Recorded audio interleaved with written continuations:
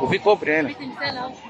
لسه يا جماعة الخير انا وماما بنعدي بتاع دي في الحديقة كأنها القناطر الخيرية أو ريف زراعي.